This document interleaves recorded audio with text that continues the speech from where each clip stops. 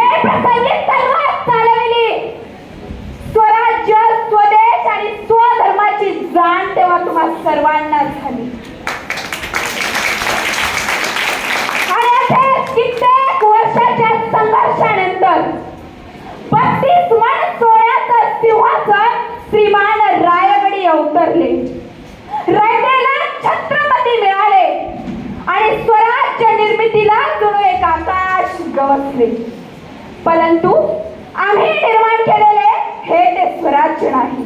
आज या स्वराज्यात स्वैराचार, भ्रष्टाचार, बलात्कार, अत्याचार, स्त्रियांना कोणत्या मंदिरात प्रवेश द्यावा आणि कोणत्या देऊ नये या संदर्भात होत असलेले वादविवाद, शेतकऱ्याच्या होत असलेल्या आत्महत्या, जगाचा पोशिंदा असणाऱ्या शेतकऱ्याची शासनाकडून होत असलेली पिळवणूक, हे ते आमचे स्वराज्य नाही.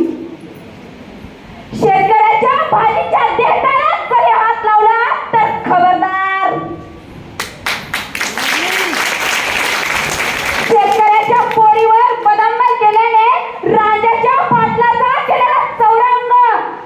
स्त्री ही स्वराज्याच्या देव्हाऱ्यातील देवता आहे. तिचा मान सन्मान हा झालाच पाहिजे. तिच्या पत्राला हात घालणाऱ्याची गाय केली जाणार नाही, हीच आमची शिकवण. परंतु ज्या चारित्र्य संपन्न राजाचा आदर्श संपूर्ण जग घेत आहे, त्याच राजाच्या महाराष्ट्रात आज अत्याचार, बलात्कार होत आहेत. कुणा स्त्रीला जिवंत जाळलं जाते, तर कुणाला धर्माच्या नावाखाली चिरडल्या जाते, तर कुणाची नग्न धिंड काढण्यात येत आहे.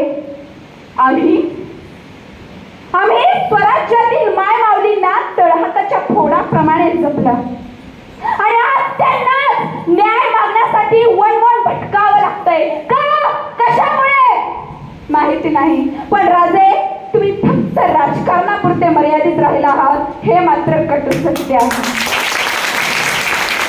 लोकशाहीचाही ज्या राज्याचा उदोउदो होतो असे एकमेव राज्य म्हणजे स्वराज्य. कारण स्वराज्याची आचारसंहिता आणि ती दस्तूर खुद्द आम्ही तयार केलेली. सगळेजण म्हणतात की तरुण पिढी बिघडली आहे, तरुण पिढी भरकटलेली आहे. परंतु साधा आणि सोपा प्रश्न आहे, ही तरुण पिढी सांभाळण्याची जबाबदारी होती कुणाची? जर महाराष्ट्रातल्या प्रत्येक आईवडिलांनी ठरवलं माझा मुलगा, माझी मुलगी रात्री 9च्या नंतर घराबाहेर गेली नाही पाहिजे, तर महाराष्ट्रातली 50% गुन्हेगारी ही एका आठवड्यात कमी होईल. मुलगा म्हणला मी घर सोडून निघून जाईल, त्याचे कपडे बॅगेत भरा. मुलगा म्हणला मी फाशी घेईन, त्याला दावा आणून द्या. मुलगा म्हणला मी औषध पिईल, त्याला बाटली आणून द्या. तर अशी ठोस पावलं